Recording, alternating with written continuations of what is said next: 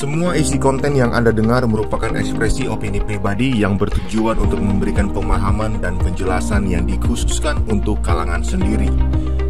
Dilarang keras untuk mengedit, memotong, ataupun menambahkan isi dari audio tersebut. Frekuensi Surga. Be accurate and stay connected. Charles F. Parham, Bapak Pentakosta. Beliau lahir pada tanggal 4 Juni 1873 di Muskegon, Iowa. Di usianya yang ke-9 tahun, Charles dipanggil masuk ke dalam pelayanan. Bahkan kebaktian umum pertama yang ia pimpin itu terjadi ketika ia berusia 13 tahun. Beliau menyadari keberadaan Tuhan sejak masih kecil, sehingga ia pun mulai mempersiapkan diri bagi panggilan Tuhan. Penyerahan hidupnya bagi Tuhan memberikan efek yang luar biasa. Terjadinya pemulihan kebenaran yang revolusioner dalam hal kesembuhan dan baptisan Roh Kudus bagi gereja Tuhan. Ketika tahun 1901, ia menyerukan pada dunia bahwa berbicara dalam bahasa lidah merupakan bukti dari baptisan Roh Kudus. Dengan demikian, semua kebenaran Pentakosta dari gereja mula-mula dipulihkan secara menakjubkan. Singkat cerita, beliau membuka sekolah Alkitab yang dinamakan Stone Folly. Melalui sekolah Alkitab ini, Parham tidak pernah bertujuan menjadikannya seminari teologi, melainkan sebagai pusat pelatihan di mana kebenaran Tuhan diajarkan dengan cara yang paling praktis, dengan doa sebagai unsur yang penting. Begitu banyak yang Tuhan lakukan melalui sekolah Alkitab tersebut. Mahasiswa-mahasiswa sekolah Alkitab itu dikenal sebagai para murid yang berbicara dalam bahasa-bahasa yang ada di dunia karena mereka mengalami baptisan Roh Kudus. Beliau juga terus melayani dengan semangat yang menyala-nyala untuk memberitakan Injil Kristus ke seluruh dunia. Banyak orang dari berbagai denominasi pun menerima baptisan Roh Kudus dan kesembuhan ilahi. Semasa hidup dan pelayanannya, banyak orang yang berusaha menghancurkannya. Namun mereka tidak mampu menyentuh pilar kekuatan yang telah tertanam dalam roh Charles F. Parham. Melalui pelayanan beliau, lebih dari 2 juta orang mengalami kelahiran baru, secara langsung maupun tidak langsung. Ia mempelopori kebenaran mengenai bahasa lidah yang merupakan bukti dari baptisan Roh Kudus. Kesetiaannya kepada Tuhan dan kerinduan hatinya agar kota-kota mengalami Tuhan membuat beliau menjadi selalu sanggup bertahan di setiap tantangan yang ada dan mampu mengakhiri pertandingannya dengan penuh kekuatan di dalam imannya. Pastor Stephen Agustinus ini berbicara mengenai tokoh kegerakan yang satu lagi, Charles F. Parham. Beliau ditulis mempelopori bahasa Roh Kudus di zaman itu. Kontroversi, Pastor, mengenai bahasa Roh Kudus, sampai sekarang. Nah, bagaimana kita menyikapi hal ini, Pastor? Terutama untuk gereja-gereja yang juga sebenarnya antipati dengan bahasa Roh Kudus. Sebetulnya yang namanya gelombang pemulihan itu sifatnya progresif. Ya, ketika gereja Tuhan mengalami abad kekelaman karena para pemimpin yang ada pada waktu itu diakomodir, bahkan diambil menjadi bagian dari pemerintahan kerajaan Roma, maka orang-orang mulai merasa bahwa gereja sudah tidak lagi perlu doa dan berpuasa ataupun manifestasi kuasa roh. Karena anyway mereka diberi kekuasaan oleh negara. Dan sebagai akibatnya gereja memang mengalami masa-masa abad kekelaman. Karena para pemimpin hatinya mulai serong dan jemaat sendiri tidak pernah punya kesempatan untuk belajar firman secara pribadi. Karena semua Alkitab pada waktu itu kalau tidak ditulis dalam bahasa Latin pasti ditulis dalam bahasa Aram, Greka atau Yunani dan semacam itu. Yang sehingga tidak dimengerti ya, Pastor. Dan tidak dimengerti. Tidak semua orang bisa membaca Alkitab pada waktu itu. Sehingga gereja semakin hari semakin mengalami kemerosotan secara rohani dan memasuki satu era yang disebut sebagai abad kekelaman. Nah, Tuhan tidak mengizinkan gereja terus ada dalam abad kekelaman. Itu sebabnya dia mencurahkan kembali Roh Kudus-Nya, membangkitkan kembali gereja untuk mengalami gelombang pemulihan demi pemulihan. Dimulai dari pemulihan kebenaran, bahwa keselamatan itu hanya oleh karena iman. Ya, lewat Martin Luther. Tapi gelombang pemulihan itu tidak hanya berhenti sampai pada titik kebenaran yang menyatakan bahwa keselamatan itu hanya oleh karena iman. Gelombang pemulihan itu juga berlaku dalam aspek-aspek yang lain. Seperti pekerjaan Roh Kudus dalam kehidupan gerejanya, dalam kehidupan orang-orang percaya. Nah, yang sering kali menjadi permasalahan, kenapa setiap kali ada gelombang pemulihan terjadi, maka kelompok yang pertama selalu menganiaya kelompok yang mengalami gelombang pemulihan. Kayaknya begitu terus kejadiannya. Terus seperti itu. Karena itu bukan hanya terjadi dari kelompok gereja yang pada waktu itu disebut dengan istilah gereja Katolik, dengan kemudian kelompoknya Martin Luther belaka. Tapi ketika kemudian ada gelombang pemulihan selanjutnya, ternyata kelompok yang dari Martin Luther yang awalnya dianiaya ini pun mulai menganiaya gelombang yang berikutnya. Nah, hal itu terus berkelanjutan sampai sekitar tahun 1900-an. Bapak Charles Parham ini mulai dipakai Tuhan untuk menghadirkan kembali kebenaran tentang baptisan Roh Kudus. Sama, dia pun mengalami aniaya. Gelombang pemulihan ini juga mengalami aniaya dari yang sebelumnya. Saya mendapati hal itu disebabkan karena kelompok-kelompok yang ada tidak belajar menyadari bahwa Tuhan itu selalu bergerak progresif. Tuhan selalu bergerak maju. Sementara kebanyakan mereka menganggap, ya inilah yang Tuhan sudah kerjakan dan sedang mau terus kerjakan. Jadi kurang lebihnya kayak Yesus mengajak 3 muridnya naik ke atas gunung, lalu kemudian 3 murid ini melihat bagaimana rupa Yesus berubah, lalu ada Musa dan ada Elia bercakap-cakap, mereka semua berkata, Tuhan kami mau bikin kemah. Nah, kebanyakan orang juga seperti itu. Berkemah maunya. Maunya. Sementara Tuhan mau terus ada pergerakan. Tuhan mau terus ada gelombang pemulihan. Kebenaran demi kebenaran yang progresif terus Tuhan singkapkan. Nah, saya juga mendapati kalau saya mencoba mempelajari sejarah gereja yang ada di Indonesia sampai pada saat ini, ada bisa kurang lebih ya sekitar 600 lebih sinode dan denominasi yang ada di Indonesia. Padahal di zamannya mereka semua itu adalah pusat kegerakan Tuhan untuk generasi mereka. Sayang, ketika gelombang pemulihan itu terus bergerak, mereka berhenti di titik di mana mereka mengalami kegerakan. Biasanya disebabkan ketika pemimpin pionir yang mengalami atau menerima kegerakan Tuhan itu dipanggil Tuhan. Jadi gagal terjadi suksesi kepemimpinan dari para pionir. Kemudian kegerakan itu dilanjutkan oleh para administrator. Dan dari para administrator inilah kemudian tanpa mereka sadari kegerakan Tuhan itu kayak diberangus dan dibatasi. Sehingga ya movement berubah menjadi monumen. Nah, menariknya begini, Pastor. Charles F. Parham ini mempelopori, ibaratnya seperti walaupun itu sudah ada di Alkitab mengenai bahasa roh kan, Pastor. Tapi di zamannya dia yang berbicara seperti itu. Nah, apa yang membuat dia bisa bertahan, Pastor? Sedangkan berbagai serangan terus ditujukan kepada dirinya. Sama sepertinya Pastor Stephen membuka sekolah kenabian gitu, Pastor. Ketika di masa itu belum ada. Iya, sesuatu yang rasanya juga asing bagi orang lain kan. Nah, maka itu saya tanyakan kepada Pastor, bagaimana Pastor juga bisa bertahan dan bagaimana Pastor Stephen melihat Charles ini bisa juga bertahan. Saya percaya setiap orang yang Tuhan beri anugerah untuk membawa sebuah terobosan atau kegerakan tertentu di zamannya.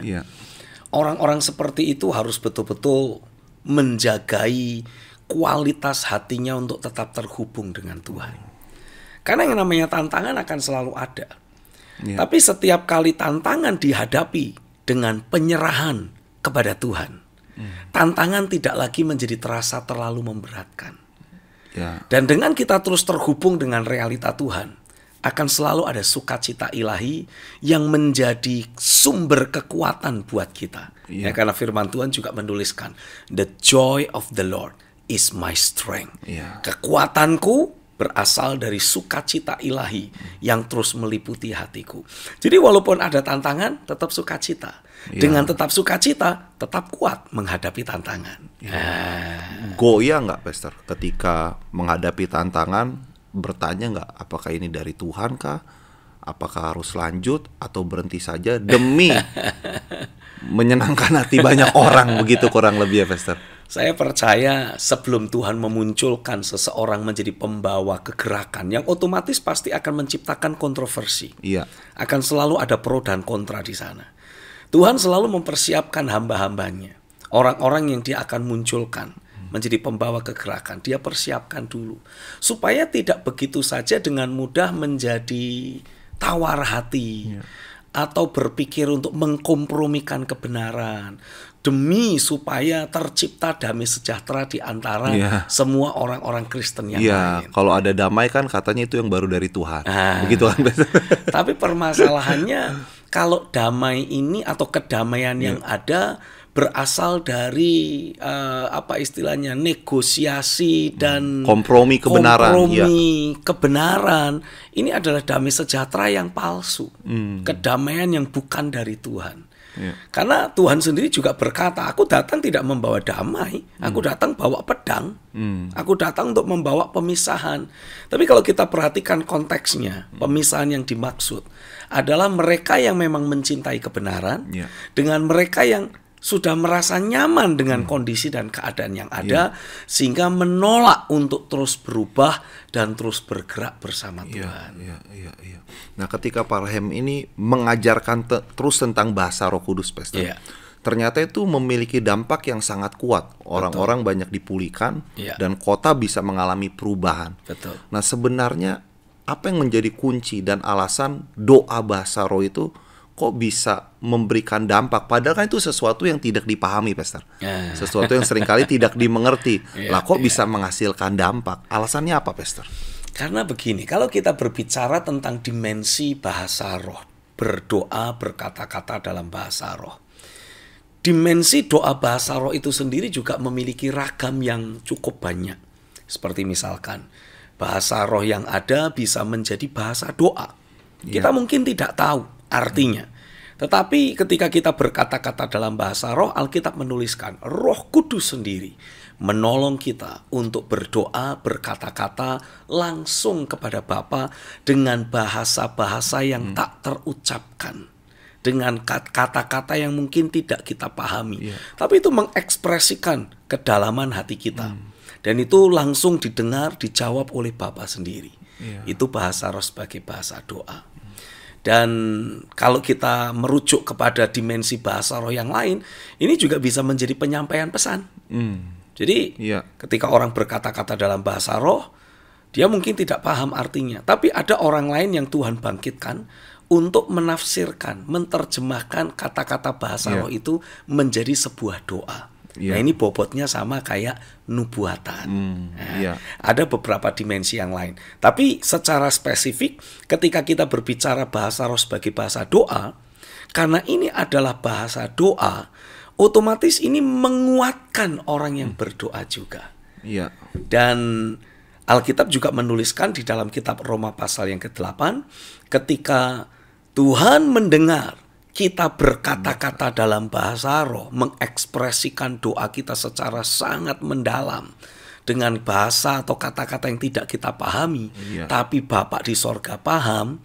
Alkitab menuliskan itu mengakibatkan Tuhan bergerak dalam kedaulatannya untuk menjawab doa-doa tersebut dengan cara Dia mengkondisikan situasi, keadaan orang-orang yang ada di sekitar hidup kita untuk betul-betul Dia plot sedemikian rupa, ikut terlibat menggenapkan atau menjadi jawaban doa dari doa bahasa roh yang kita naikkan.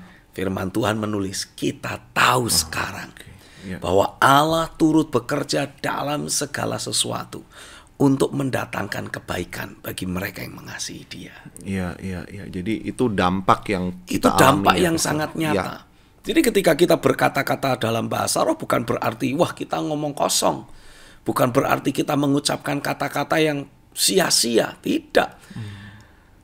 Roma 8 ayat 26 dan 27 itu menuliskan atau menggambarkan bagaimana Roh Kudus menolong kita untuk berdoa, berkata-kata dengan keluhan-keluhan yang tak terucapkan langsung kepada Bapa. Dan Bapa bukan hanya mendengar, Dia langsung bertindak. Makanya di dalam Roma 8 ayat yang ke-28 menuliskan, Tuhan ikut bekerja mendatangkan kebaikan bagi orang yang mengasihi Dia. Nah, kalau kita alami, kita berdoa, Tuhan bertindak, situasi keadaan disetting, diplotting untuk menggenapkan apa yang kita doakan, tentu saja perubahan terjadi dalam diri kita.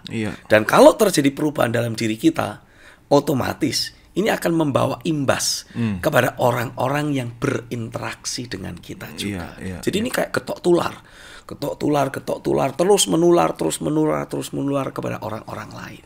Iya. Nah, Charles F. Parham ini, Pastor, dijuluki sebagai Bapak Pentakosta. Nah, sebenarnya Pentakosta itu sendiri, esensi maknanya itu apa, Pastor? Pentakosta itu sebetulnya berbicara tentang dicurahkannya Roh Kudus kepada orang-orang percaya sebagai penggenapan janji Tuhan. Ya, ketika kitab Kisah Rasul pasal yang pertama menceritakan Yesus akan naik ke sorga, Dia memberikan pesan kepada murid-muridnya, jangan tinggalkan kota Yerusalem. Lebih spesifik lagi, teruslah bertekun dalam doa di loteng, tempat di mana engkau biasa berkumpul. Dan tunggu di sana penggenapan janji Bapa. Karena Tuhan menjanjikan Roh Kudus akan dicurahkan. Nah, kenapa pencurahan roh ini begitu penting? Menjadi begitu penting karena gereja tanpa roh bukanlah gereja.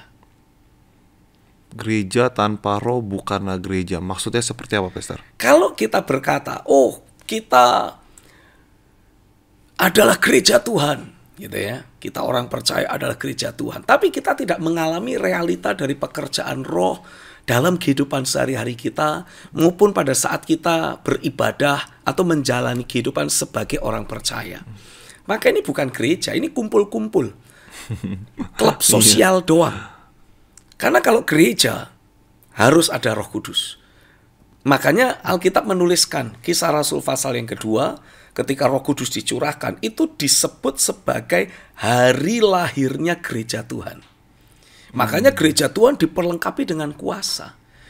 Orang-orang percaya, para rasul mendemonstrasikan kedaulatan kuasa kerajaan di atas muka bumi ini. Nah, kalau gereja hanya menjalankan aktivitas ibadah, atau ya oke lah kalau bersentuhan dengan orang-orang di luar sana, biasanya ya kalau kita bikin bakti sosial. Bagi-bagi sembako, bagi-bagi makanan dan semacam itu. Ini bukan gereja, ini klub sosial. Kalau gereja harus ada manifestasi pekerjaan Roh Kudus. Kalau klub sosial ya cukuplah berbuat baik, saling mengasihi, saling memperhatikan, tidak salah.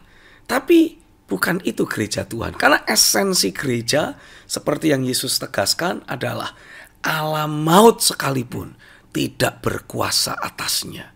Apa yang diikat akan terikat. Apa yang dilepaskan akan terlepas. Artinya apa? Ada manifestasi kerajaan. Jadi bukan hanya sekedar kita kumpul-kumpul, ibadah sama-sama, inilah gereja. Tidak. Kita butuh realita dan manifestasi dari Roh Kudus. Itu harus nyata begitu ya? Harus nyata. Bahkan kalau saya boleh tegaskan, pribadi Roh Kudus inilah yang menjadi pribadi penghubung satu-satunya antara kita kumpulan orang-orang percaya dengan realita kerajaan sorga. Jadi penting peranan Roh Kudus. Sangat penting sekali. Nah, ini titik kekeliruan yang kebanyakan orang percaya miliki. Mereka ribut dengan baptisan Roh Kudus dengan doa bahasa rohnya yang itu, disertai dengan tanda berkata-kata dalam bahasa roh. Ribut di situ. Tapi mereka tidak pernah meributkan keterhubungan dengan Tuhan. realita keberadaan Tuhan. Padahal itu lebih esensial daripada bahasa rohnya sendiri. Oh iya, Pastor nanti bisa jelaskan ya Pastor, maksudnya meributkan keterhubungan dengan meributkan bahasa roh ini maksudnya seperti apa? Ya. Nanti Pastor bisa jelaskan ya. Pasti. Kita saksikan info berikut ini dulu Pastor. Oke. Ya.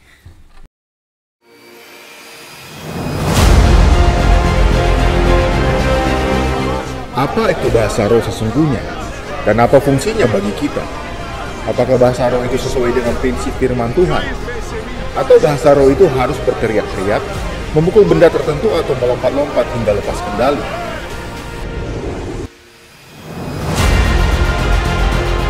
Sampai saat ini bahasa roh masih selalu menjadi perdebatan yang tak berujung di dunia kekristenan.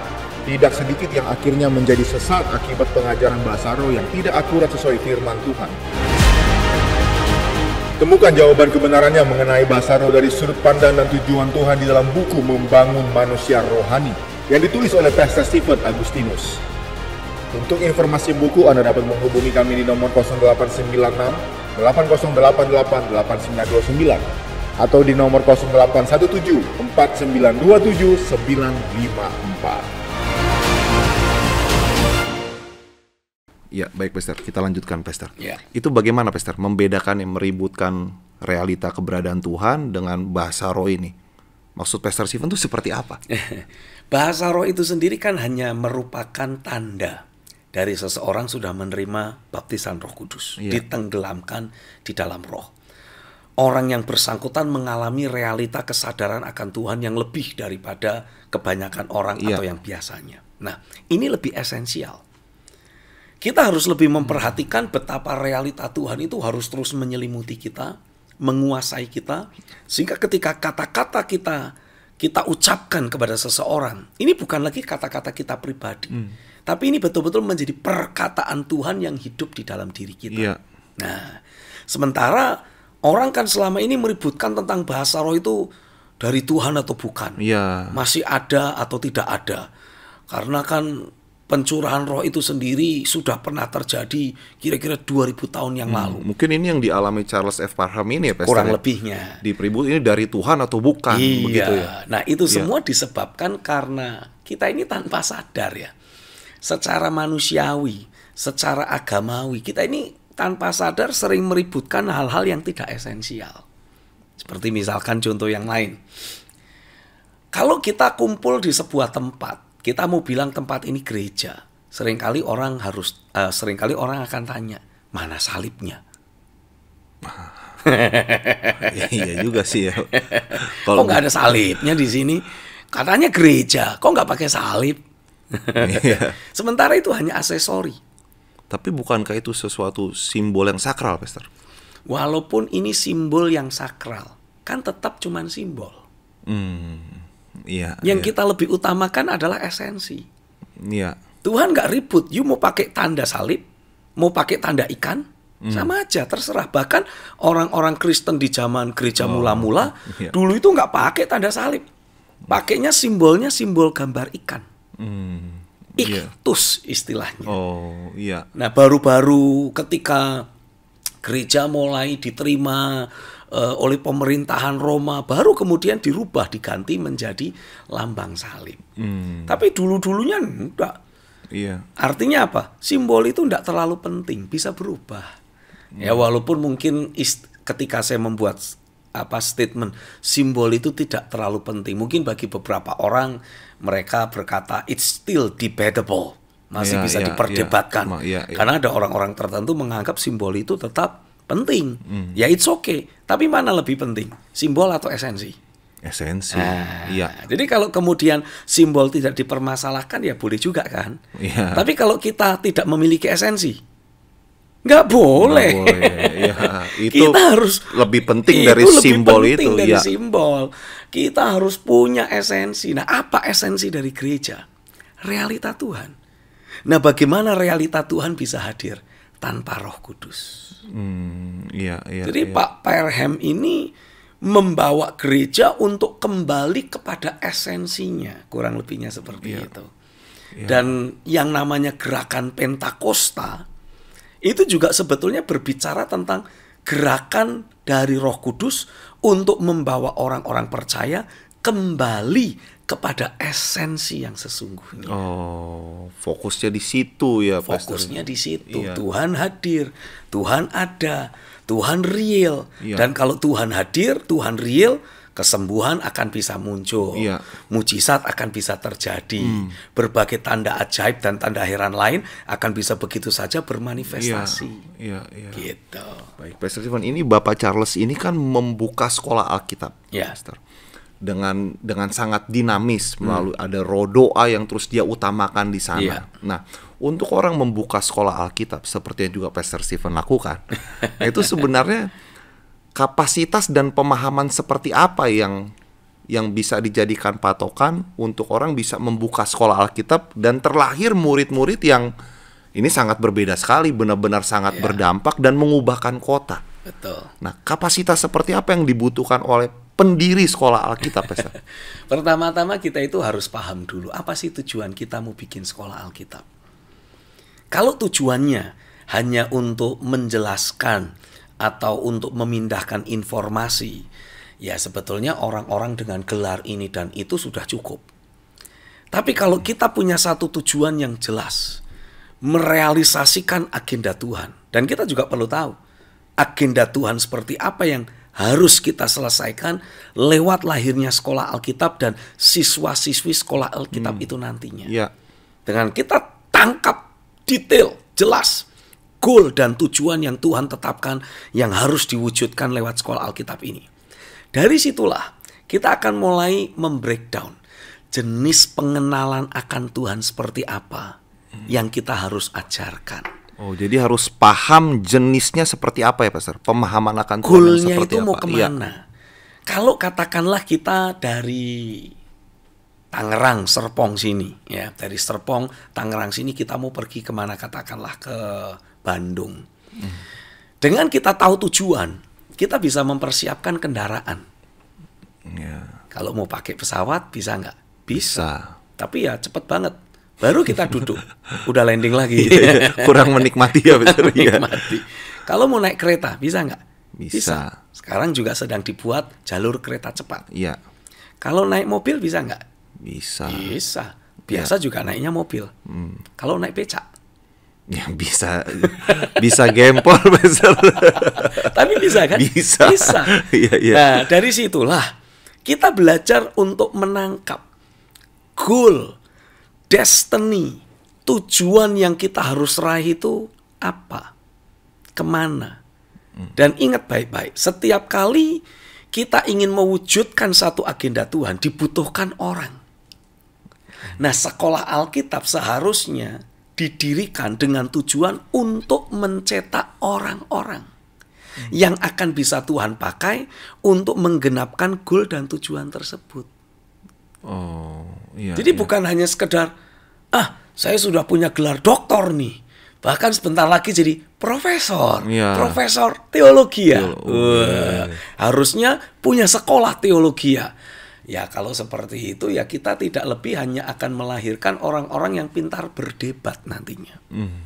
Minta maaf. Iya. Bukan orang-orang yang menangkap apa yang menjadi tujuan Tuhan. Bukan orang-orang yang punya anugerah, mengalami pekerjaan firman dan roh yang memposisikan mereka diberi kemampuan mewujudkan agenda Tuhan.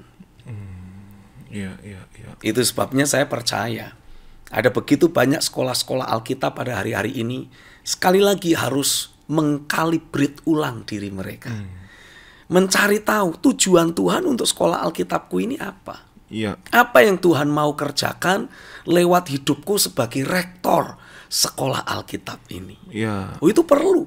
Supaya kita tidak hanya asal mengajarkan pelajaran tentang eksegese, perjanjian lama, penafsiran perjanjian baru. Ya itu sih tidak salah. Iya. Tapi saya merasa di era digital dan kemajuan teknologi seperti sekarang, ada begitu banyak resources berupa buku-buku, berupa e-book dan sebagainya yang bisa dengan mudah dibaca oleh siapa saja. Which is justru itulah yang kebanyakan diajarkan di sekolah-sekolah Alkitab. Jadi sebenarnya bisa dipelajari tanpa harus sekolah Alkitab. Betul. Gitu. Bukan berarti saya menentang sekolah Alkitab. Tolong jangan salah paham. Sekali lagi esensinya yang Pastor Esensinya. Stephen katakan. Iya. Saya tidak menentang sekolah Alkitab, tapi saya harus memberi penegasan bahwa ada begitu banyak sekolah Alkitab yang sekarang masih eksis, yang sebetulnya sudah kehilangan tujuan Tuhan, yang mula-mula Tuhan taruh dalam diri para pendiri sekolah Alkitab yang ada.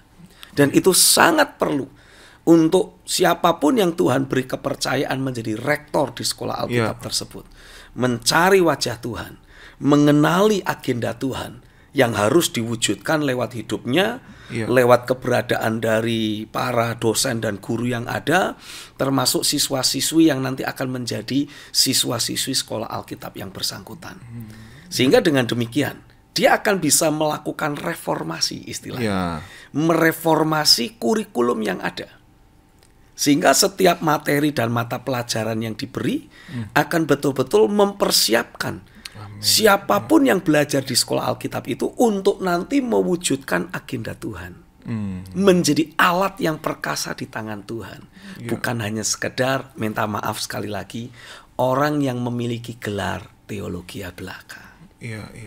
Nah, Bapak Charles F. Parham ini, Pastor, saat dia mendirikan sekolah Alkitab, dia berhasil memultiplikasikan dirinya terhadap anak-anak muridnya, Pastor. Betul. Jadi dia yang cinta Tuhan, cinta melakukan kehendak Tuhan, dan membawa roh doa, berhasil dimasukkan begitu ya, Pastor, ke dalam diri anak-anak murid. Diduplikasikan. Nah, itu bagaimana caranya, Pastor, agar sang pemimpin bisa menduplikasikan dirinya ke dalam hidup banyak orang? Caranya tuh seperti apa? Kalau kita berbicara tentang cara, ini kembali berbicara tentang metode. Sementara Tuhan itu sebetulnya tidak bisa terlalu dimetodekan.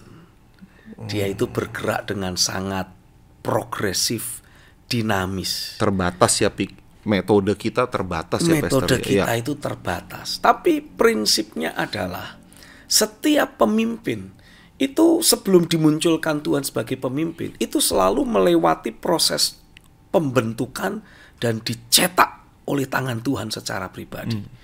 Untuk apa? Untuk membawa perubahan, membawa terobosan, membawa progres bagi orang-orang di generasinya.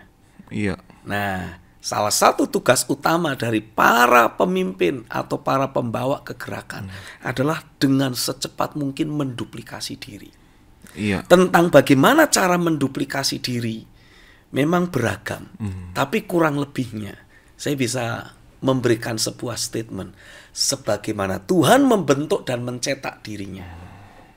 Dia harus melakukan hal yang sama kepada orang-orang yang ada di sekitarnya, menaburkan nilai-nilai kehidupan, menanamkan dasar keyakinan, membentuk gaya hidup. Itu kata kunci utama dalam proses duplikasi. Nah, tentang bagaimana cara menanamkan dasar keyakinan contohnya, yaitu bisa dengan beragam cara. Bisa dengan kita tanya jawab, bisa dengan kita memberikan satu catatan yang kita buat dari pemahaman-pemahaman yang kita terima dari Tuhan. Kita suruh siswa-siswi yang ada membaca, bahkan mungkin menghafalkannya. Itu bisa. Tapi itu kan metode. Tapi poin pentingnya adalah harus terjadi duplikasi sikap hati. Harus terjadi duplikasi dasar keyakinan. Dan harus terjadi duplikasi gaya hidup. Karena kalau terjadi duplikasi tiga aspek ini, kita akan melihat dasar keyakinan, sikap hati, gaya hidup ya, Pastor. Betul. Kita akan melihat bukan cuman hanya ada satu Bapak Charles Parham, tapi bisa ada 10 yang lain, bisa ada 100 yang lain, bisa ada 1000 yang lain. Secara pribadi saya sendiri meyakini, ya, ketika Tuhan melahirkan saya dalam dunia ini lewat kedua orang tua saya, sebetulnya nama saya bukan Stephen. Saya biasa dipanggil Agus atau Agustinus. Tapi ketika Tuhan bawa saya masuk dalam pelayanan, saya ingat sekali waktu untuk pertama kalinya saya melakukan pelayanan misi ke daerah Kalimantan Tengah pada waktu itu. Hari pertama saya tiba di Kalimantan Tengah, badan sudah capek, saya tidur. Nah, malam itu berlalu, pagi harinya saya biasa bangun pagi untuk doa. Di waktu itulah somehow tiba-tiba saya mendengar Tuhan berfirman, Stephen, my son. Dan pada waktu itu Tuhan membuka pengertian saya. Kenapa dia memberi saya nama Stephen atau Stefanus? Stephen dengar sendiri Tuhan bicara begitu. Saya dengar Tuhan bicara, Stephen, my son. Dia panggil saya dengan sebutan Stephen, Stefanus. Tuhan juga memberi pengertian, kenapa kok dia beri nama Stefanus buat saya. Tuhan memberikan penjelasan, karena ketika Stefanus mati, Stefanus melahirkan Paulus. Iya. Dan Paulus dipakai Tuhan dengan luar biasa. Tapi itu terjadi sebagai akibat martir atau syahidnya Stefanus. Iya. Dan Tuhan ngomong sama saya, pastikan kamu terus hidup dalam kematian daging. Pastikan Stephen ini harus selalu dalam kondisi mati. Karena ketika Stephen mati, Paulus akan terus terlahir. Jadi saya harus memastikan saya ini hidup dalam kematian daging. Supaya nanti akan lahir lewat pelayanan saya.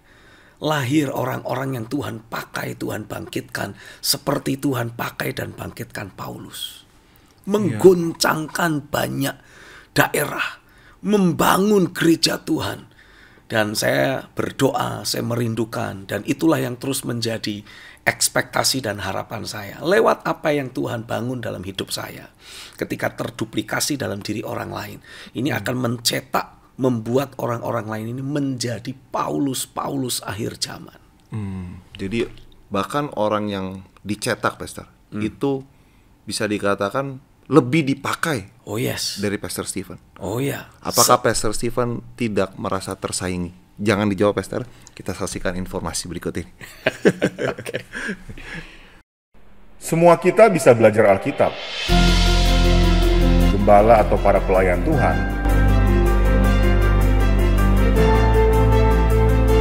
anak-anak muda,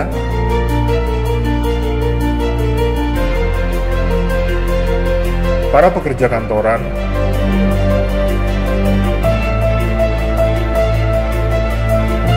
ibu rumah tangga,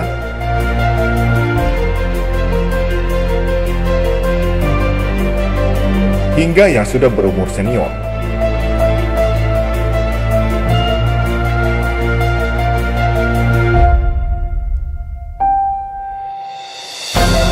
Cornerstone Bible Study sebagai sarana pendalaman Alkitab online yang dapat Anda akses dengan mudah dan cepat. Kapanpun dan dimanapun Anda berada, semua kita bisa belajar Alkitab. Menjadi teladan dan inspirasi bagi banyak orang, bukanlah milik segelintir orang saja. Namun Anda pun bisa menjadi salah satunya yang merepresentasikan Kristus di komunitas, keluarga, pelayanan, maupun pekerjaan. Saya mau membahas buat kita semua pentingnya membangun paradigma dan perspektif ilahi dalam kehidupan sehari-hari kita. Saya akan berbicara tentang peranan Roh Kudus dalam kehidupan kita sebagai orang-orang percaya. Cornerstone Bible Study. Semua bisa belajar Alkitab.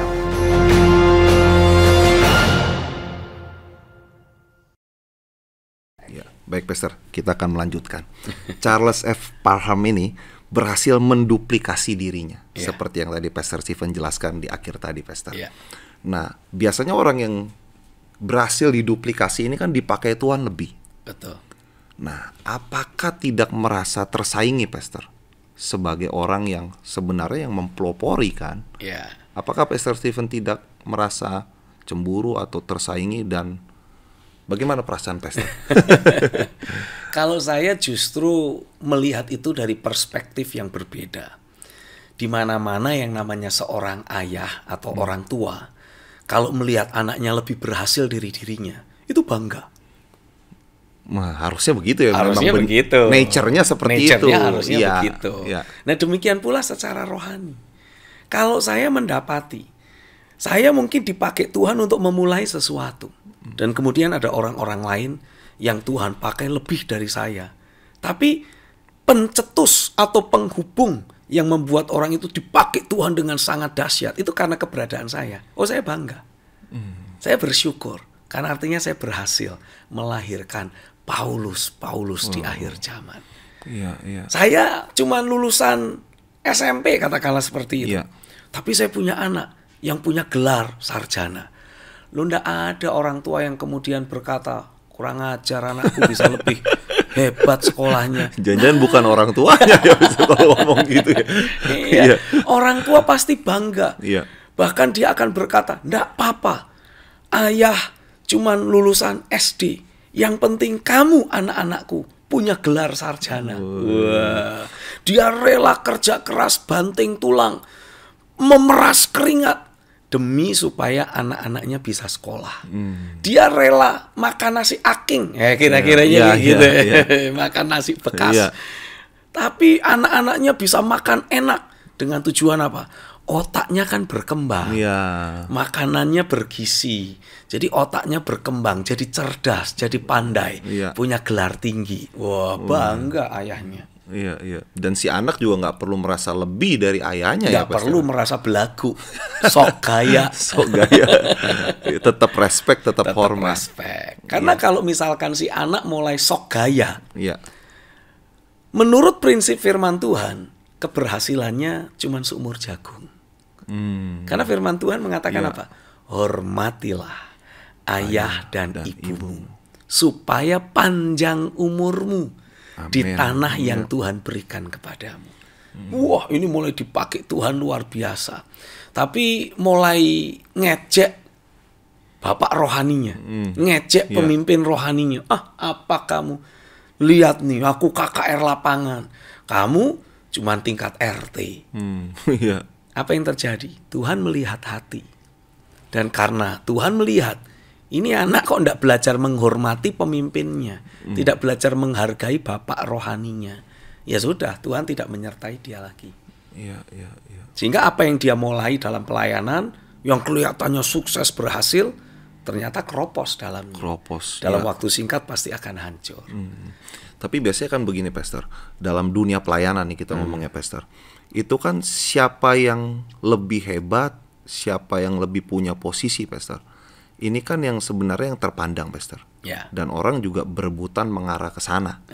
Dan seringkali terjadi perpecahannya justru karena ini, Pastor. Betul. Kalau nggak punya posisi, ya nggak didengar, Pastor. Betul. Karena selama ini orang-orang tersebut masih membawa pola sukses, pola berhasil menurut dunia ini. Sementara Alkitab menuliskan, kalau kamu pengen menjadi seorang pemimpin di antara teman-temanmu atau saudara-saudaramu, kamu harus mau jadi hamba saudara-saudaramu. Bukan pemimpin itu kita yang perintah-perintah, ada di atas, tidak. Seorang pemimpin harus memiliki hati seorang hamba. Dan seorang hamba tidak pernah punya niat ingin jadi terkenal. Namanya aja hamba. Yang harusnya menonjol siapa? Majikannya. Nah, siapa majikan kita? Ya Tuhan. Biarkan Tuhan yang menonjol. Majikan kita Tuhan, Tuhan yang harusnya menonjol. Jangan sampai kita ini jadi kayak keledai yang ditunggangi Yesus. Lalu setelah selesai prosesi masuk ke kota Yerusalem dan orang-orang teriak Hosana, Hosana, dia balik ke kandangnya, dia cerita sama adik-adiknya, sama teman-temannya. Weh, kamu tahu nggak? Aku tadi jalan ke Yerusalem. Semua orang lempar kain, lempar tumbuh-tumbuhan, dan kemudian teriak Hosana, Hosana. Keren kan? Ini ilustrasinya kok menohok sekali ya, Pastor. Kasihan pendengar, Pastor. Masalahnya ini keledai-keledai lain menganggap, keren ya, hebat ya. Dia nggak tahu ada yang dudukin.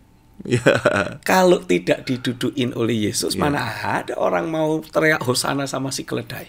Nah, kita juga harus belajar punya kerendahan hati. Kalau kita tidak ditunggangi oleh Tuhan, pakai istilah ya tanda kutip ya, mana ada sih orang yang mau traktir kita? Mana ada sih orang yang mau mengagungkan atau memberikan respek kepada kita? Karena Tuhan itu. Hanya karena Tuhan. Jadi kita kembalikan kemuliaan kepada Tuhan. Harus Tuhan. kembalikan kepada Tuhan. Jangan seperti keledai. Jangan seperti keledai. Nanti kelihatan bodohnya begitu. Pastor Stephen, sebagai kesimpulan, Pastor, Charles F. Parham ini begitu konsisten dengan pesan yang disampaikan tidak berubah, mau dapat protes, mau dapat hujatan sekalipun, dia tetap fokus di sana. Seperti yang Pastor Stephen juga lakukan, terus fokus bicara kematian daging, mencintai Tuhan sampai sekarang. Nah, rahasianya apa, Pastor, dan bagaimana kita bisa terus berlari dan fokus pada apa yang Tuhan tetapkan tersebut? Kita harus belajar menyadari ketika Tuhan membentuk dan mencetak hidup seseorang, Tuhan pun memberi message dalam hidup orang itu. Bahkan saya bisa memberi penegasan bahwa proses pembentukan yang terjadi dalam hidup seseorang itu sebetulnya adalah message yang Tuhan berikan kepada orang tersebut. Selama orang itu belajar setia dengan message yang ada, dan itu yang terus dia sampaikan, itu yang terus dia dengungkan, akan selalu ada anugerah yang menyertai hidupnya.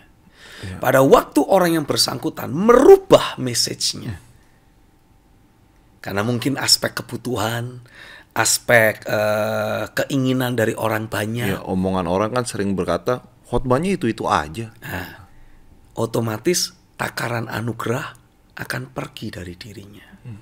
Kecuali orang yang bersangkutan memang mengalami proses pembentukan juga dari Tuhan untuk membawa message yang pakai tanda kutip baru itu. Jadi dengan kata lain, kalau kita terus setia dengan message yang Tuhan beri pada waktu kita melewati proses pembentukan, anugerah akan selalu menyertai, kekuatan akan selalu ada, penyertaan Tuhan akan selalu nyata, dan apapun yang kita lakukan dengan memanifestasikan message tersebut pasti akan menghasilkan dampak yang kuat bagi banyak orang. Amin, amin. Terakhir, Pastor Stephen berdoa untuk pendengar dan pemirsa, Pastor. Oke, mari kita satukan hati. Bapak, terima kasih. Kami belajar dari Pak Perhem. Dan hari ini kami juga minta, biarlah roh yang sama, yang konsisten, yang berkobar-kobar, yang menyala-nyala, yang selalu menghadirkan esensi keberadaan Tuhan, juga terimpartasi dalam hidup kami. Hari ini aku berdoa dan aku deklarasikan, masa perubahan sudah datang atas kehidupan orang-orang percaya, hamba-hamba Tuhan, dan gerejanya. Ini waktunya gereja Tuhan kembali kepada esensi yang sesungguhnya, menjadi institusi kerajaan sorga yang menghadirkan realita kerajaan di atas muka bumi ini lewat kehidupan setiap orang-orang percaya yang ada. Hari ini saya berdoa, biarlah revival sekali lagi hadir datang dalam hidup kami. Biarlah sekali lagi Pentakosta, esensi dari realita Tuhan, kembali ada dalam gerejanya dan dalam kehidupan setiap kami. Terjadilah di dalam nama Yesus, dan semua kita yang percaya berkata, amin, amin, amin, amin, haleluya. Sampai jumpa kembali di dalam frekuensi sorga. Be accurate and stay connected. God bless you.